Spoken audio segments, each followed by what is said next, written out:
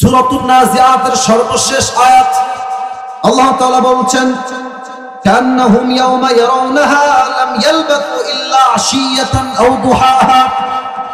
আল্লাহ তাআলা বলছেন দুনিয়ার মানুষ যখন মারা যাবে, 80 বছরের মুরব্বী আব্বাজান যেই দিন মারা যাবে, 100 বছরের মুরব্বী আব্বাজান যেই দিন মারা যাবে, পরকালের জীবন যখন শুরু হয়ে যাবে, পরকালের জীবনটা এত এত এত বিশাল লম্বা মনে হবে। 80 বছরের মুরব্বী ডাক দিয়ে বলবে, আল্লাহ আমার কাছে এই 80 বছর হায়াতকে এত এত ছোট মনে হচ্ছে, আমার মনে হচ্ছে পরকালের জীবনটা এত বেশি লম্বা, আমার কাছে দুনিয়ার 80 বছর হায়াতটা আজকে একটা সকাল কিংবা একটা সন্ধ্যার মতো মনে হচ্ছে। আল্লাহু আকবার। 80 বছর একটা হায়াতকে মানুষ ভাববে দুনিয়ার একটা সকাল কিংবা একটা সন্ধ্যা। Could you imagine how much long time it is? কত লম্বা সময় হবে পরকালের জীবনটা, লম্বা লম্বা হায়াত হবে পরকালের জীবনটা। এই পরকালের জীবনটাকে আমি কয়েক ভাগে হাইলাইট করি। আবার বলছি, পরকালের জীবনটাকে আমি ভাগাভাগি করে হাইলাইট করবো। আমি আজকে বলবো যে পরকালের জীবনটা শুরু হবে কেন, আমাদের মৃত্যুটা হবে কেন, আমাদের মৃত্যুটা আমরা মালাকুল মউতকে ফেস করবো কেন, যুবকের মৃত্যু কেমন হবে, নামাজি বান্দার মৃত্যু কেমন হবে, বেনামাজির মরণটা কেমন হবে, কবরের জীবন যে শুরু হবে, হাউ ইট উইল স্টার্ট, পরকালের জীবনটা শুরু হবে কেমন, আমরা যে আবার দুনিয়ার জীবন থেকে বিদায় নেওয়ার পরে জীবিত হব, আমরা আবার জীবিত হব কেমনে, সেই যে বিচার দিবস কায়েম হবে, বিচার দিবসটা কায়েম হবে কেমনে, হিসাব হবে কেমনে, মিজানের পাল্লায় আমল নামা ওজন হবে কেমনে, আমরা জান্নাতে যাব কেমনে, জাহান্নামে যাব কেমনে, এই পুরো টপিকটাকে ইন ডিটেইলস আমি আজ কোরআন থেকে হাদিস থেকে হাইলাইট করব। বলেন সবাই দিল থেকে ইনশাআল্লাহ। আইসিইউতে কখন নেওয়া হয়? যখন একটা মানুষের আর কোনো আশঙ্কাই থাকে, last stage of your life, জীবনের শেষ মুহূর্তে আপনি পদার্পণ করে ফেলেছেন। ওই দিন আপনি কি ভাববেন জানেন? আপনি কি ভাববেন জানেন? ইস, আমি কেন সুদ খাই, আমি কেন ঘুষ খাই না? প্রত্যেকটা তাগড়া যুবক ভাববে, ইস আমি রাতের বেলা পর্নোগ্রাফি ব্লু ফিল্ম কেন দেখলাম। প্রত্যেকটা যুবক ভাববে, আমি হারাম রিলেশনশিপ কেন করলাম দুনিয়ার বুকে। প্রত্যেকটা যুবতী মেয়ে ভাববে, ইস দুনিয়াতে আমি পর্দাশীল কেন হতে পারলাম। আফসোস করবে, হঠাৎ করে দেখবে আইসিইউর যে জানালা আছে, উইন্ডো, জানালা থেকে একজন যুবক আসমান থেকে জমিনে নেমে আসছে। মুরব্বীরা আমাকে বলেন তো, যুবকরা বলেন তো সবাই, যে জমিন থেকে নয় আকাশ থেকে নেমে আসে, সে কি মানুষ হয় না ফেরেশতা হয়? আরে এটা কে রে, কই থেকে আসলো, নাম কি? মাথায় কাজ করবে, এর নাম তো আজরাইল। ওয়াজ কিন্তু এখনো শেষ হয় নাই, মূল পয়েন্ট এখন আসলো। আজরাইল আসার পরে আমাদের মাঝে দুইটা গ্রুপে মানুষ ভাগাভাগি হয়ে যাবে। এক হচ্ছে নামাজি বান্দা, and number two is the death of people, those who do not perform the salah. এক নামাজি বান্দার মরণ, আর এক হচ্ছে বেনামাজি বান্দার মরণ। আপনারা সবাই মিজানুর রহমান আজহারীর নাম শুনেছেন? আরে ভাই শুনছেন তো, নাম শুনছেন আপনারা? আপনাদের যশোরে কিন্তু আমাদের প্রিয় আজহারী হুজুরের জানুয়ারি মাসে প্রোগ্রাম আছে, হ্যাঁ? আপনারা ওটা হয়তো আসলে খুলনার ওই দিকে আকিস ফাউন্ডেশন উদ্যোগে হতো, তো ওটা খুলনার থেকে চেঞ্জ করে যশোরে দেওয়া হয়েছে। দেখবেন যশোরের পুরো মাটিটাই ওই তারিখে ইসলামের ঘাঁটি হয়ে যাবে যুবক ভাইরা। শুধুমাত্র যশোর মনিরামপুর থেকে নয়, কুষ্টিয়ার থেকে, ঝিনাইদহ থেকে, চুয়াডাঙ্গার থেকে, প্রত্যেকটা জেলার থেকে প্রত্যেকটা মানুষ যশোর মুখে যাত্রা করবে সেই দিন, ঠিক কিনা বলে? আমি এটা বলা মূল উদ্দেশ্য না, আমার উদ্দেশ্য আরেকটা। আজহারী সাহেব আপনারা অনেকে চিনবেন, যুবকরা বিশেষ করে চিনবেন। আজহারের একজন নানা ছিলেন, তার নাম হচ্ছে গোলাম সারওয়ার সাইদি হুজুর। দেখছেন না আপনারা কেউ কেউ? আরে আমি আসিফ হুজুরের চেহারা কি সুন্দর, ওনার বয়স 50+। ওনার চেহারা দেখলে বলবে একটা ছেলেদের নূর, একটা মুক্তা ঝরছে, এত সুন্দর চেহারা। উনি প্রায় একটা কথা বলতেন, আজহারীর নানা। উনি বলতেন, নামাজ নাই যা, ঈমান নাই তা। নামাজ নাই যা, মুসলমান হিসেবে পরিচয় দেওয়ার কোন যোগ্যতা নাই তাই যুবক ভাইরা আমার, ঠিক কিনা বলো? নামাজি বান্দার সামনে যখন মালাকুল মউত আসবে, মালাকুল মউতের চেহারার রং হবে সাদা ফর্সা, তার দেহের জামা হবে সাদা জুব্বা, আর তার চেহারায় হবে লম্বা লম্বা চাপদাড়ি, and he will be looking like a very attractive, energetic, handsome young man. তার চেহারা এতটা সুদর্শন হবে, তার চেহারা এতটা মুচকি হাসি থাকবে, নামাজি বান্দা তার চেহারা দেখে খুশিতে আত্মহারা হয়ে যাবে। সুবহানাল্লাহ সবাই। নামাজি বান্দার সামনে মালাকুল মউত ডাক দিয়ে বলবে, হে নামাজি বান্দা, কোনো টেনশন নাই, ইয়া আইয়াতুহান নাফসুল মুতমাইন্না উখরুজি ইলা মাগফিরাতিল্লাহি ওয়া রিজওয়ানিহি। এই প্রশান্ত আত্মা, আসো আসো, বের হয়ে আসো, তুমি বের হয়ে আসো, আল্লাহর জান্নাত তোমার জন্য অপেক্ষায় অপেক্ষমান রয়েছে। না সুবহানাল্লাহ, আরে দিল থেকে বলুন সবাই সুবহানাল্লাহ। আচ্ছা, আমার হাতে এটা কি? কথা বলতে ভয় পায় কেন? এটার নাম কি ভাইরা? আচ্ছা, একবার সবাই, ডানের ভাইরা, সামনের ভাইরা, বামের ভাইরা, লুক অ্যাট দিস টিস্যু, বলেন তো এটা কি গোল না চারকোনা? গোল না চারকোনা? আল্লাহর হাবিব বলেছেন, কাফাম মিন নাকফানিল জান্নাহ ওয়া হানুত মিন হানুতিল জান্নাহ। জান্নাতি বান্দাকে, নামাজি বান্দাকে দুনিয়ার থেকে জান্নাতে নেওয়ার জন্য আল্লাহ তাআলা জান্নাত থেকে একটা লাল রেশমি রুমালের কাপড় জান্নাত থেকে দুনিয়াতে পাঠিয়ে দিয়েছে। জান্নাতে রাখবে, ইল্লিয়িন তথা আপনার রূহকে নিয়ে সঙ্গে সঙ্গে জান্নাতের ঠিকানায় পৌঁছায় দেবে। আল্লাহু আকবার। এবার আসেন, বেনামাজি বান্দার মরণ কত ভয়ঙ্কর।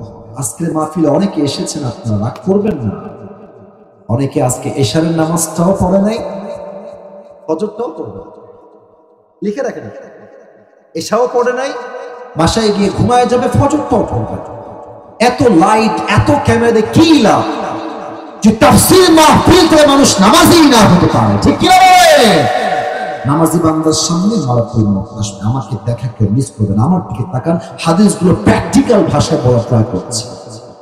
মালাকুল মউত যখন জমিনে নামবে, দেহের রং হবে নীল, ব্লু কালার, নীলাভ বর্ণের চেহারা, তার জামা হবে কালো কুচ্ছি দেখাও, আর এক পা থাকবে জমিনে, হেড তথা মাথা থাকবে আকাশ বরাবর বিশাল।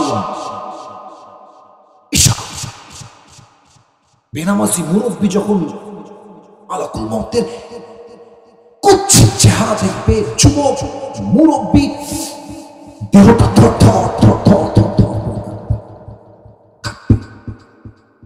মালাকুল মউত ধমক দিয়ে বলবে, ইয়া আইয়াতুহান নাফসুল খাবিসা উখরুজি ইলা গাদাবিল্লাহ। বেনামাজি বান্দা বের হয়ে আল্লাহর গজবের দিকে, জাহান্নামের দিকে বের হয়। বের হবে, ডান দিকে দৌড় দিবে, বাম দিকে দৌড় দিবে, আর একবার রুহুটা বের হয়ে পেছনের দিকে পালাতে চায়। Look at my left hand, বাম হাত দেখেন। বেনামাজি বান্দার দিকে মালাকুল মউত তার বাম হাতটা দিয়ে এমন জোরে একটা থাবা, তার বুকের ভেতরে হাতটা এমনি ঢুকায় দিবে। রুহুটাকে যখন তার বুক থেকে টেনে হিচড়ে বের করবে, হাদিসে আসছে একটা জীবিত ছাগলকে যাবেহ না করে তার চামড়া কেউ যদি টেনে হিচড়ে চাকু দিয়ে ছিঁড়ে ফেলে, ওই ছাগলটার যে পরিমাণ কষ্ট হয় তার চাইতে 70 গুণ বেশি কষ্ট দিয়ে বেনামাজি বান্দার রুহটাকে কবজ করা হবে। সকলেই দিল থেকে বলেন নাউযুবিল্লাহ। পারবেন এই কষ্ট সহ্য করতে? বলুন, কে আছে পারবে? যদি আপনাকে ওটা বেতের আঘাত হয়, তাই তো আপনি সহ্য করতে পারেন। শীতকালে যখন কেউ পড়ে যায়, একটু আঘাত হলে পুরো দেহটা বেনামাজি বান্দা 70 গুণ বেশি কষ্ট, তার রুহটা কবজ করা হবে। আপনি ভাবেন না তার ব্যথা কত বেশি হবে। রুহটা কবজ হয়ে যাবে, লাশটা পড়ে যাবে, বাস কবরের জীবন শুরু। এবার একটা প্রশ্ন করবো সবাইকে, তবে উত্তর সবাই ভুল দেবে, প্রায় মানুষ বলতে 90% মানুষই ভুল দেবে। বলেন তো কবরের প্রশ্ন মোট কয়টা হবে?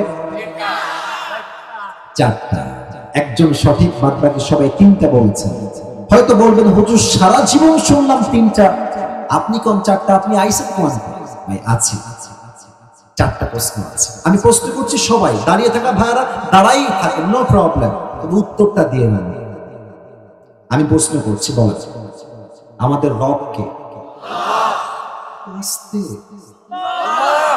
আবারও শাহাদাত আঙ্গুলে উত্তোলন করে বলবেন আমাদের সকলের মুসলমানদের রব কে? আল্লাহ আমার রব। বলেন না আল্লাহ আমার রব।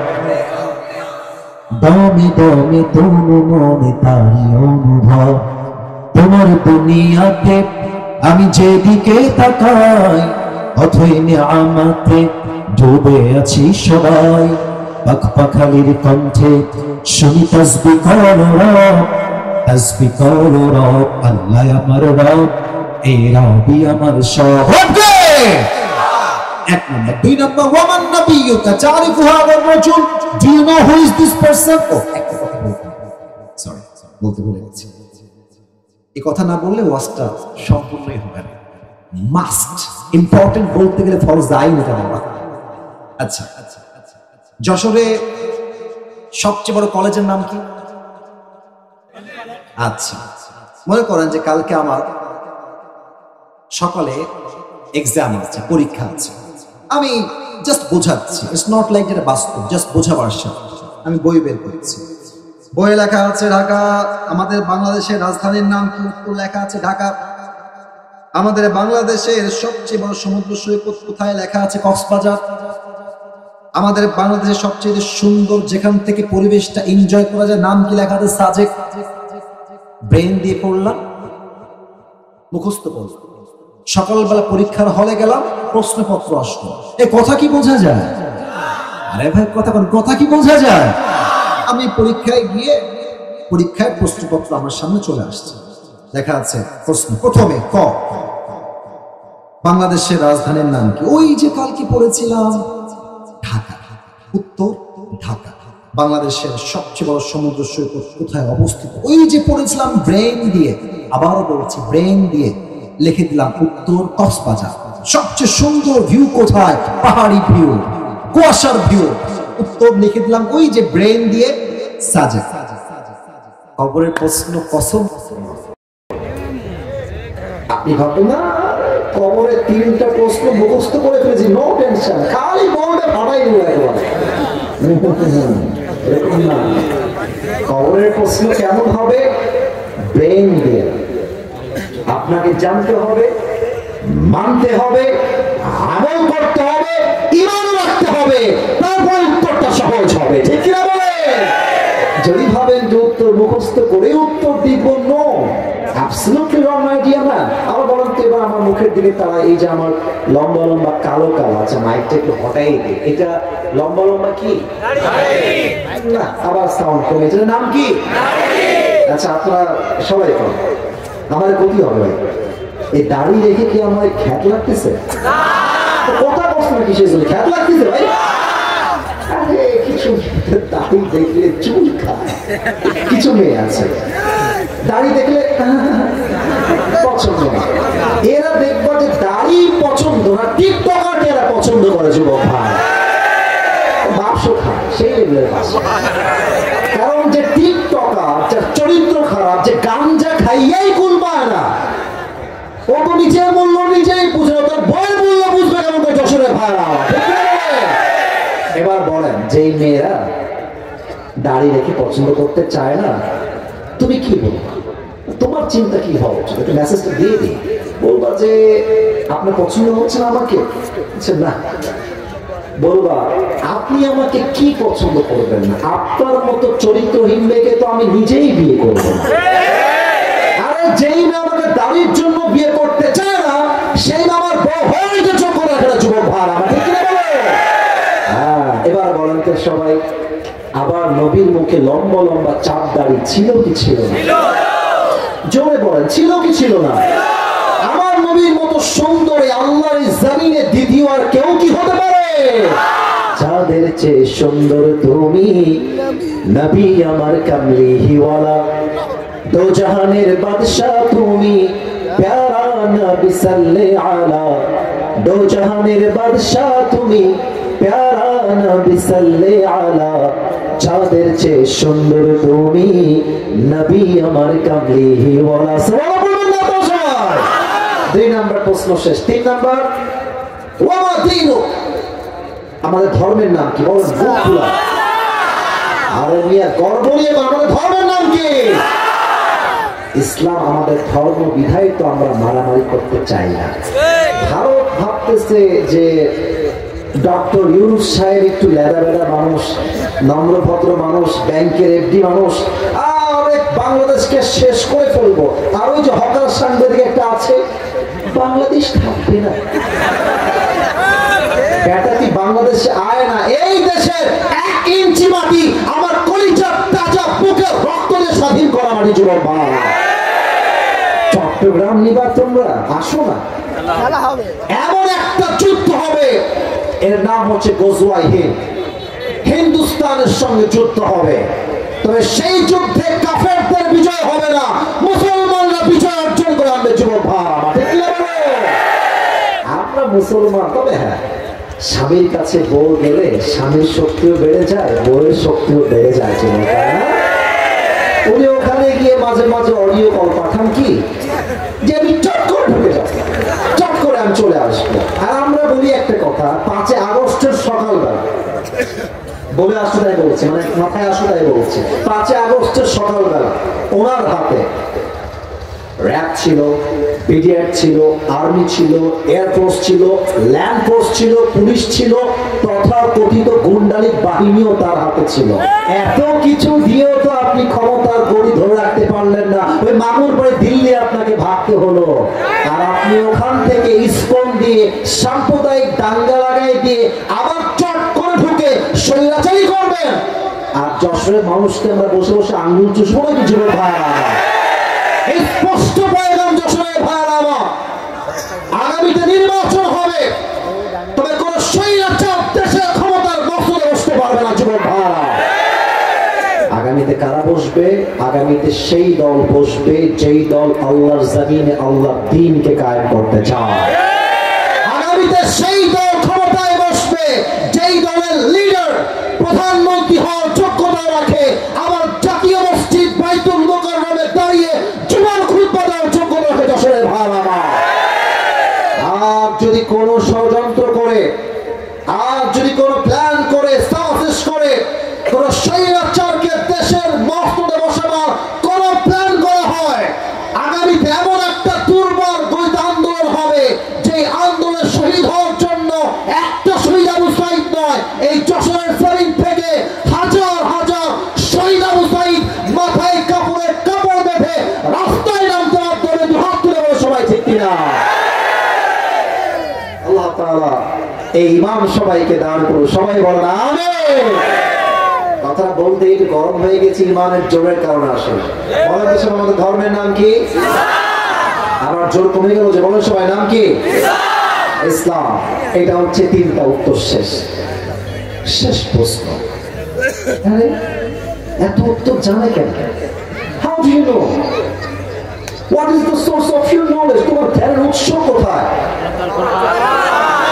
দেখালাম তাও কইতে পারো না, বলো সবাই কি না? আল্লাহ বলবে ফেরেশতা খবরদার, না আর প্রশ্ন হবে না, স্টপ, থামো। এই মুহূর্তে আমার বান্দার কবরের সঙ্গে তোমরা এই মুহূর্তে জান্নাতের দরজা খুলে দাও।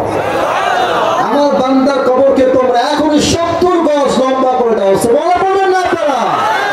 কবরের জীবন শুরু, এটা হচ্ছে পরকালের জীবনের প্রথম ধাপ।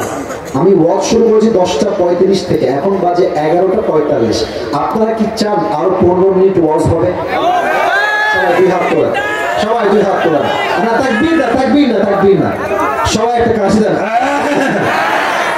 হাত উপরে রাখেন, হাত উপরে রাখেন। আমি একটা ওয়াদা করব, যশোরের ভাইরা, আমি খুলনার ছেলে, আমি আপনাদেরই ছেলে, আপনারা আমাকে একটা ওয়াদা দেন। বলেন সবাই, যুবক মুরব্বী সবাই বলেন, সবাই বাঘের মতো বলেন সবাই হুজুর। এটা বাঘের সাউন্ড হইল। সবাই হুজুর, আমরা যশোরের সন্তান, আপনাকে ওয়াদা দিলাম আমরা কেউ দোয়া না করে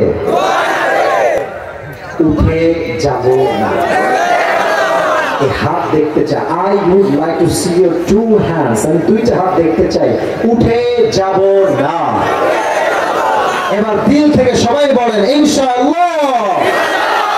আগামী 15 মিনিটে কেউ যদি উঠে যায়, আমার কথা নয়, আল্লাহর হাবিবের কথা, লা ঈমান আল্লাহ লিমান লা আমান আল্লাহ। যার কথা ঠিক নাই তার ঈমানের ঠিক নাই, ঠিক না? আর এখন যেটা বলবো, it is very important for all the young people, বিশেষ করে যারা এই টুপিটা পুরস্কার পেতে চাও, এই ওয়াজটা মনোযোগ দিয়ে শুনবা। আমার হাত দেখেন। পরকালের জীবনটাকে আল্লাহ তাআলা মোট 3টা ভাগ করেছেন। বলেন সবাই কয়টা? আওয়াজ ভালো হচ্ছে। বলেন সবাই কয়টা? ঠান্ডা মাথায় শুনুন। 1, if you believe in life of hereafter, then you must have to believe in on the day of resurrection. যদি আপনি পরকালে বিশ্বাস রাখেন, আপনাকে নিশ্চিত বিশ্বাস রাখতে হবে আমি যে মারা গেলাম, life is not over, life is not in. জীবন আমার শেষ হয় নাই। কবরে যাওয়ার পরে আবার আমাকে পুনরুত্থান দিবসে জীবিত করবে একজন। বলেন সবাই তিনি কে? আল্লাহ। বিশ্বাস আছে সবার? মরে গেলে যে আল্লাহ আবার জীবিত করতে পারে, বিশ্বাস আছে সবার? পুনরুত্থান দিবসে বিশ্বাস 1 নাম্বার। 2, ভালো করে বুঝবেন, if you believe in life of hereafter, then you must have to believe in on the day of accountability. যে বান্দা পরকালে বিশ্বাস করে, হিসাব দিবসে সে বিশ্বাস করবে। আপনাদের টিনের বাসা কার কার আছে? টিনের বাসা, টিনের বাসা হাত নামা। আচ্ছা, আপনাদের যুবকদের হয়তো মনে আছে যে আমি একবার বলেছিলাম যে মধ্যবিত্ত পরিবারের সন্তান মানেই হচ্ছে এটা ব্র্যান্ড। কেন বলেছিলাম? যে আমাদেরকে সাইকেল দিবেন তাও চলবে, বাইক দিবেন তাও চলবে, কার দিবেন তাও চলবে, কিছুই দিবেন না, হাঁটতে বলবেন ওটাও আমাদের চলবে। যুবক ভাই ঠিক না বলে? আপনি ডাল দিবেন তাও চলবে, আপনি ভর্তা দিবেন তাও চলবে, আপনি ভাজি দিবেন তাও চলবে, গোস্ত দিবেন তাও চলবে, কিছু না দিবেন পান্তা ভাত আমাদের চলবে। আমরা মধ্যবিত্ত পরিবারের সন্তান, আমরা বড়লোক ঘরের বসে থাকা ব্রয়লার মুরগি নয়। আমরা যেমন সুখ পছন্দ করি, খারাপ সময় আসলে আমরা কঠোর পরিশ্রম করতে পারি। আমরা যুবক ভাড়া ঠিক কিনা বলো? তো দেখবেন টিনের যাদের বাসা আছে, খুব খেয়াল করবেন, টিনের বাসা, ওই দেখবেন টিনের বাসায় ছোট্ট ছোট্ট কিছু ফুটা থাকে, ফুটা। তো যখন সকাল হয়ে যায়, রোদ যখন ওঠে, রোদ দেখবেন যে ফুটা দিয়ে আলো বের হয় ওই ফুটা থেকে। তো দেখবেন ওই আলোর ভেতরে কিছু ধুলা দেখা যায়, ধুলা, ছোট ছোট ছোট ছোট ধুলা। এদিকে কিছু না এলে কোনে গেল ধুলা, দেখবেন নাই, ধরবেন মনে হবে ধরে ফেললেন নাই। এটাই হচ্ছে সবাই আমাল মিথকাল যাররাতিন খায়রান ইয়ারা ওয়া মান ইয়ামাল মিথকাল যাররাতিন শাররান ইয়ারা। If anyone has done an atom size of good, he will see it. If anyone has done an atom size of bad, he will see it. Zarra, zarra, শস্যের দানা পরিমাণ গুনাহ যদি কেউ করে, এটা ওজন নামায়, আমল নামায় ওজন দেওয়া হবে। zarra, zarra পরিমাণ ভালো আমল যদি কেউ করে, এটাও আমল নামায় ওজন দিবে। 1 সপ্তাহ অর্থে বলেন সবাই তিনি কে? এবার মনিরামপুরের ভাইরা আমাকে জবান করে বলবেন, জান্নাতে যাওয়ার জন্য আমলনামা 100তে কত হলে জান্নাত পাবে? 51। কে বলেছে ফার্স্টে 51? তুমি? আচ্ছা 51। এবার আমার 2 হাত দেখেন, আমি বলছি আপনারা বলবেন, এটা হচ্ছে আমার ডান আমল। এটা কি আমল? এদিকে কথা কয়, এদিকে কথা কয়, এটা আমার কি আমল? এটা আমার, এটা আমার। আল্লাহ বলবেন এই উঠাও, ওজন দাও, উঠানো হবে। দেখবে যে একজন বান্দা একটু, হাত দেখেন, একটু ডানটা উঠে গেছে। আল্লাহ বলবে ভারী হয়ে গেছে না, জান্নাতে যাবে। আপনি বুঝলেন তো? এদিকে আমার থাকা বরাবর হয়ে আছে, একটু 1%। আল্লাহ বলবে জান্নাত, জান্নাত। আরেকজন বান্দা হবে আল্লাহ বলবে আমল মজুদ দাও, ওজন দাও, দেখবে ও মা এটাও সমান, এটাও সমান, এটাও 50, এটাও 50। এবার বলুন তো সবাই, জান্নাতে যাওয়ার জন্য দুইটাই 50-50, তা 50-50। যদি সে জান্নাতে যেতে চায় তার আমল লাগে আর কয়টা? বলেন সবাই কয়টা? কোনো টেনশন নেই, আমার বাপ এখানে যাচ্ছে, এটা আসলে মোটেও হাসির কথা না। আব্বা একটা জান্নাতে একটা আলাদা। আব্বা বলবে যে কে আপনি, কিসের ছেলে, হাসি না, বের হয়ে যাও। কিসের? আমার তো বই ছিল না দুনিয়াতে, বিয়ে হয় নাই, আমার ছেলে আসবে কই থেকে? ও কোনো গেট আউট ফ্রম হিয়ার, বের হয়ে যাও। যুবক বলবে আব্বা আমি তোমার ছেলে, আমাকে চিনতে পারছো না? কিসের ছেলে, বের হয়ে যাও। গেট আউট ফ্রম হিয়ার, বের হয়ে যাও। যুবক বলবে বাপ চিনল না, মা আমাকে অবশ্যই চিনল। মা একটা আমল দিলে তোমার ছেলে জান্নাতে। মা বলবে কিসের মা, কিসের ছেলে, বের হয়ে যাও। আমার তো স্বামী ছিল না, সন্তান আসবে কই থেকে? আমি আসিফের কথা নয়। ইয়াউমা ইয়াফিরুল মারউ মিন আখিহি ওয়া উম্মিহি ওয়া আবিহি। ভাই তার ভাইকে চিনবে না, সন্তান তার মাকে চিনবে না, মা তার সন্তানকে চিনবে না, বাপ তার সন্তানকে চিনবে না। ওই যুবকটা সবার থেকে খালি হাতে ফেরত এসে একটা আমল পাবো না, জাহান্নামী হয়ে যাবো আজকে। হঠাৎ একজন যুবক আসবে, বলবে এই ভাই তোমার কি হয়েছে, কি দরকার, হতাশ কেন তুমি? বলে ভাই কি বলবো, আপনাকে বলে কোন লাভ নেই, আপনি চলে যান ভাই, আপনি আমাকে উপকার করতে পারবেন না, যান যান চলে যান। আরে ভাই বলেন না কি লাগবে, হেল্প তো করতেও পারি আপনাকে আজকে। বলছে প্রিয় ভাই জান্নাতে যাওয়ার জন্য একটা আমল লাগবে, কেউ আমাকে দেয় নাই। ওই যুবক বলে ভাই কেউ দেয়নি তো কি হয়েছে, আপনার ভাই আজকে আপনাকে আমল নামা দান করে দেবে। সুবহানাল্লাহ পড়বেন না?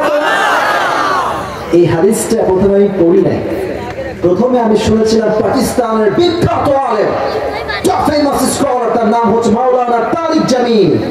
নাম শুনছেন আপনারা সবাই? উনি বললেন যে এই ভাইটা, তার ভাষা তো উর্দু, উনি ওনার ভাষায় বলছিলেন যে ये कहेगा कि भाई तुम मुझे एक अमल दे सकते हो, तुम्हारे पास एक अमल है? तो वो भाई कहेगा जरूर, क्यों नहीं, मैं तुम्हें एक अमल आज अल्लाह के लिए दे दूंगा। तो वो अमल ले लेगा पहले और साथ ही साथ रब के पास दौड़ के जाएगा, अल्लाह मुझे एक अमल मिल गया है, तू मुझे अभी की अभी जन्नत दे दे। तो अल्लाह कहेगा अरे तेरी माँ ने तुझे एक अमल नहीं दिया, बाप ने नहीं दिया, भाई ने नहीं दिया, औलाद ने नहीं दिया, तुझे एक अमल किसने दिया? तो कहेगा हादा अखी, ये मेरा भाई है जिसने मुझे आज एक अमल अल्लाह के लिए अता कर दिया है। तो अल्लाह पूछेगा अरे तेरा दिमाग तो ठीक है, बाप ने एक अमल नहीं दिया, भाई ने नहीं दिया, माँ ने नहीं दिया, औलाद ने नहीं दिया, किसी ने भी नहीं दिया, तू कौन होता है एक अमल देने वाला?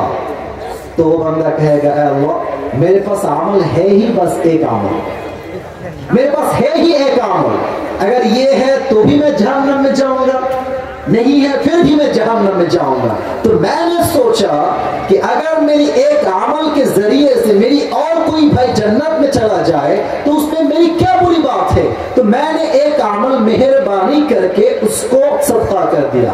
अल्लाह कहेगा अरे तो मुझसे भी बड़ा मेहरबान बनना चाहता है, अना रहमान अना रहीम, मुझसे बड़ा शफकत वाला, मुझसे बड़ा मेहरबान और कोई नहीं हो सकता। तुझे जो एक अमल मिल गया है, 51 हो गया है, तू जन्नत में चले जा, लेकिन अकेले जन्नत में मत जाना, तू भी जन्नत में जा, और जिसने तुझे एक अमल दे दिया है तू भी जा, उसे भी साथ लेकर दोनों जन्नत में चले जा।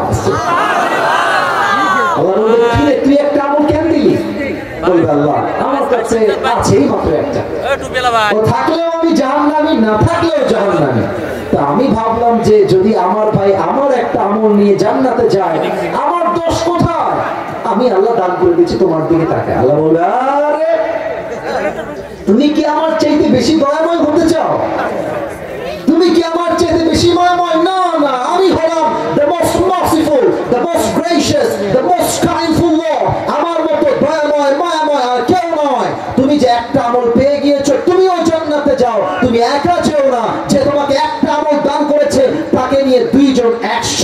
জান্নাতে প্রবেশ করো। সুবহানাল্লাহ। 100 আমল লাগবে 51 হলেই আপনি জান্নাতি। এবার একটা প্রশ্ন, সময় যেহেতু শেষ আর সময় নিব না, ওয়াদার জায়গায় থাকবে। কিয়ামতের দিবসে প্রথম হিসাব কি বিষয় হবে? একজন আগে পেয়ে গেছে, আবার বলছি কিয়ামতের দিন প্রথম হিসাব কি বিষয় হবে?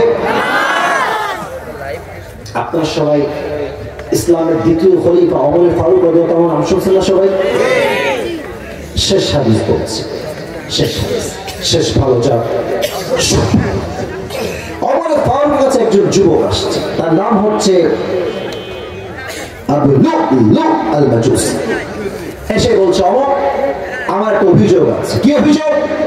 বলছে আমার যে মালিক আছে, আমি একজন গোলাম, সে প্রত্যেক দিন আমার কাছে 6 দিরহাম জোর জবরদস্তি চার্জ করে।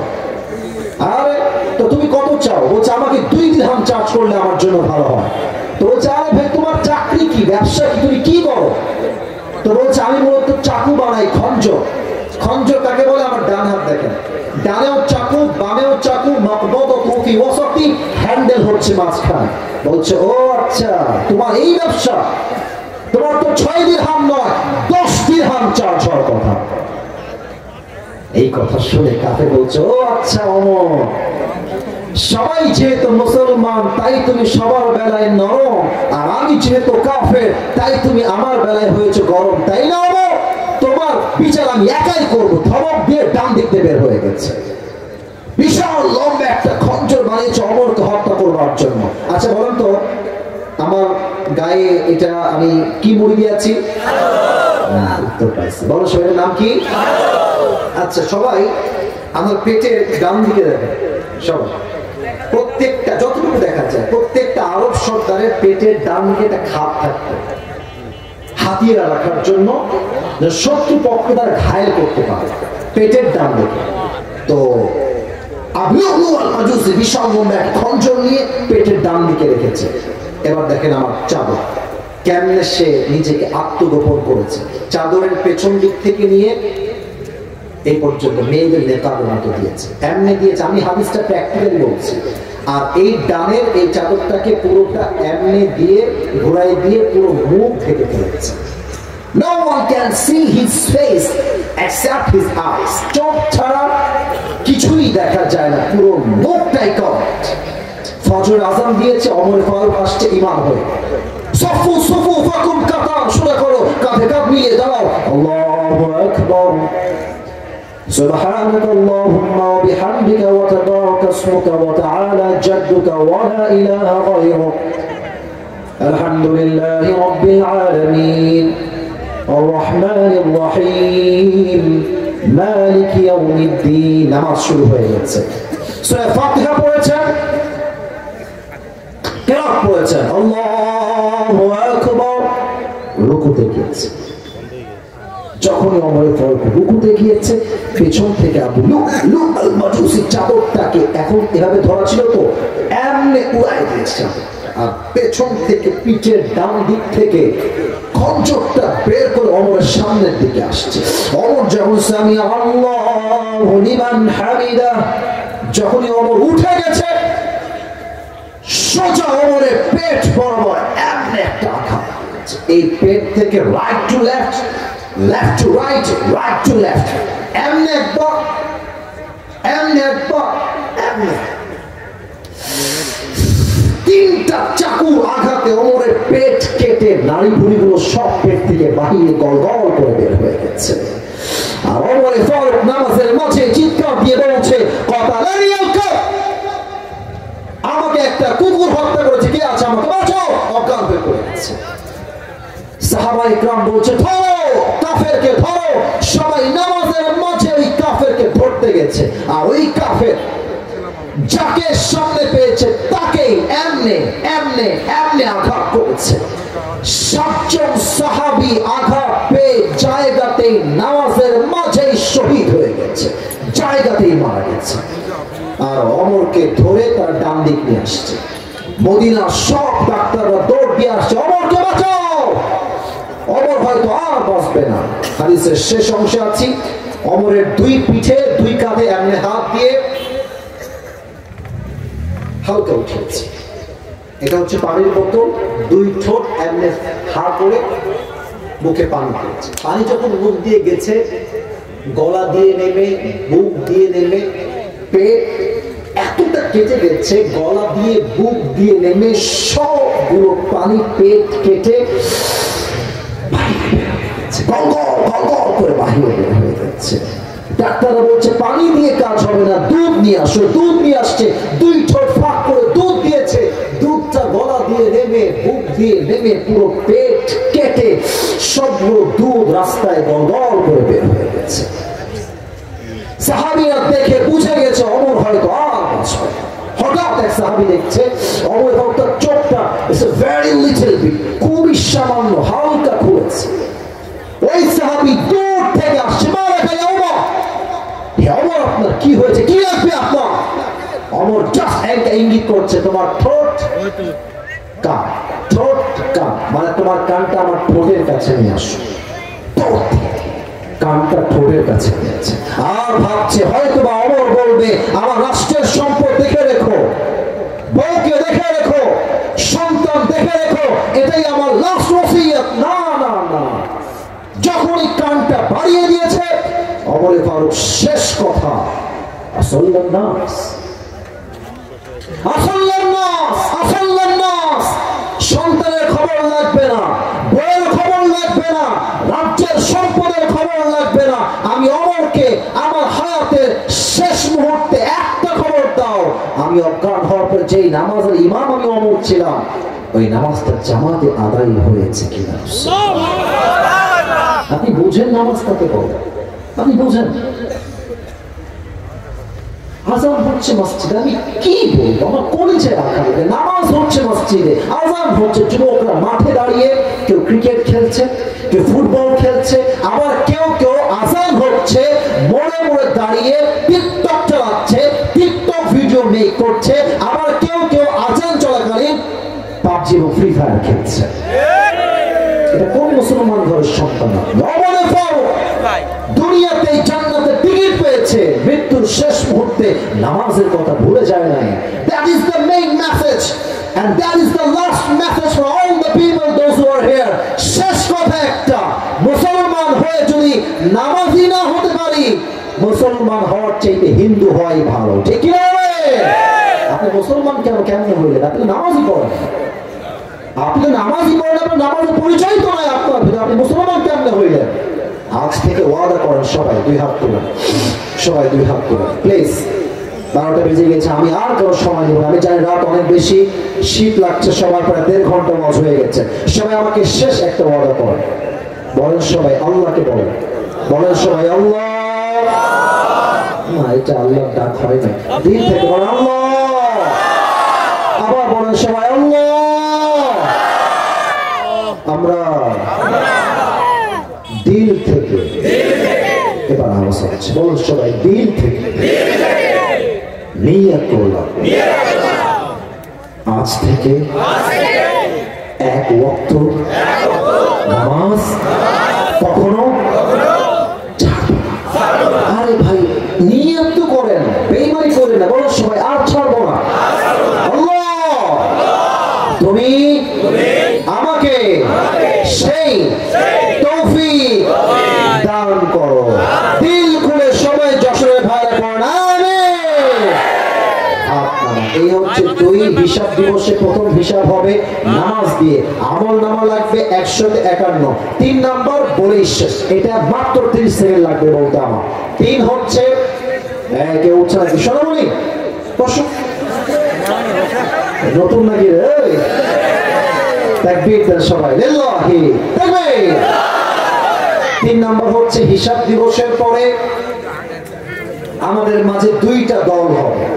এক হচ্ছে, বলছি একদম shortcut, 30 second, I will just take 30 seconds, মাত্র 30 সেকেন্ড। এক হচ্ছে ডানপন্থী, এক হচ্ছে বামপন্থী। ফারিকুন ফিল জান্নাতি ওয়া ফারিকুন ফিস সাঈর। এক দল যাবে জান্নাতে, আরেক দল যাবে জাহান্নামে। শেষ কথা, এক দল জান্নাতে যাবে, আল্লাহ বলবেন এই আব্দুর রহমান বের হও, এই আব্দুর রহিম বের হও, এই আব্দুল্লাহ বের হও। আল্লাহ আমরা তো জান্নাতেই ছিলাম, বের হবো কেন? আল্লাহ বলবেন ওই যে কষ্টে দুঃখে অভাবে তুমি যে মধ্যবিত্ত পরিবারের সন্তান ছিলে, টাকা ছিল না, বাড়ি ছিল না, চাল ডাল ছিল না, অভাব অভাব, চাকরি নাই, ব্যবসা নাই, ব্যবসায় লস লস, এত কিছুর মধ্যেও যে তুমি বলেছিলা আলহামদুলিল্লাহ আল্লাহ অনেক ভালো রেখেছিলেন ভাই, অনেক ভালো আছে আলহামদুলিল্লাহ, সকল আল্লাহ আলহামদুলিল্লাহ, আমি ধৈর্যশীল, ওই ধৈর্যের বিনিময়ে আজ তুমি জান্নাতে যাবা, তবে তোমার কোনো হিসাব হবে না, তুমি বিনা হিসাবেই জান্নাতে যাবে। إنما يوفى الصابرون أجرهم بغير حساب. Indeed, those who observe patient, they will be given their reward without measure. যারা হবে ধৈর্যশীল, আল্লাহ তাদেরকে কিয়ামতের কঠিন হিসাব দিবসে বিনা হিসাবে জান্নাত দিবে। সুবহানাল্লাহ। এবার যারা পুরস্কার পেতে চান, কেউ যদি উঠে যায় খবর আছে, আমি এক্ষুনি দোয়া করবো জাস্ট পুরস্কারটা দিয়ে। পুরো ওয়াজকে 1 মিনিট বা 2 মিনিটে বলছি, আগে বলি, প্রথমে সব কথাই বা কাট করে দিলাম। প্রথম কথা বলবো, এই যুবক তুমি বলো তো যে আসবে তাকে বলবো, কবরের মোট প্রশ্ন কয়টা? বলতে হবে 4টা। বলেন সবাই কয়টা? 1 রবকে, 2 নবীকে, 3 ধর্ম কি, 3টা উত্তর শেষ। তোমার জ্ঞানের উৎস মা ইলমু কোথায়? বলো সব জ্ঞানের উৎস কোথায় হবে? বলো সবাই কোথায়? এই তো কবরের 4টা প্রশ্নের উত্তর শেষ। এবার আমি বলবো, বলেন তো প্রিয় ভাই, পরকালের জীবনটাকে আল্লাহ তাআলা কয়টা ভাগ করেছেন? বলুন সবাই কয়টা? কথা তো উত্তর ঠিক আছে, তো জোরে বলুন সবাই কয়টা? 3টা। 1, পরকালে যে বিশ্বাস করে সেইটা বিশ্বাস করে যে আমি মরে গেলে জীবন শেষ না। পুনরুত্থান দিবস, অর্থাৎ এমন একটা দিবস আছে যে দিবসে আবারও আমাকে জীবিত করবে আমার রূহ দিয়ে। একজন আওয়াজ দিয়ে বলেন সবাই, তিনি কে? পুনরুত্থান দিবসে বিশ্বাস। খুবই সহজ, খুবই সহজ। 2, যে পরকালে বিশ্বাস করে সে হিসাব দিবস বিশ্বাস করে। হিসাব এই দিন দিন নয়, আরো দিন আছে, সেই দিন আসল খেলা হবে, আসল হিসাব হবে। তো আমি কিছু পয়েন্ট শেয়ার করেছিলাম সেখানে, যে হিসাব দিবসে আমল নামা ওজন হবে। 100 আমলে কত আমল পেলে জান্নাত পাবে? বলেন সবাই 50। আচ্ছা বলেন তো কিয়ামতের দিবসে প্রথম হিসাব বান্দার কি বিষয় হবে? নামাজ। বলেন সবাই কি বিষয়ে?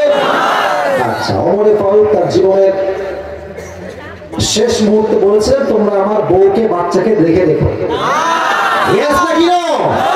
তোমরা আমার সম্পত্তি সব দেখে দেখো। ইয়েস নাকি নো? শেষ কথা, আগে বলো নামাজটা আদায় হয়েছে কিনা। আল্লাহু আকবার। আচ্ছা, হিসাব দিবস শেষ। 3 নাম্বার, ভেরি ইজি।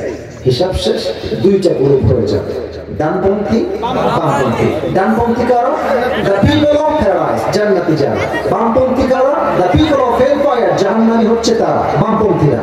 এবার একটাই কথা, শেষ কথা আমি বল ভাই, বলুন তো ভাই, জান্নাতের কাপড়ে কিছু লোক জান্নাতে যাবে বিনা হিসেবে যাবে, কি গুণের জন্য? আপনি বলবেন হুজুর ধৈর্যশীল। ধৈর্যশীল, এটাই বলেন সবাই, কিশীল? ধৈর্যশীল যে হবে তাকে কিয়ামতের দিন বিনা হিসেবে জান্নাত দিবে।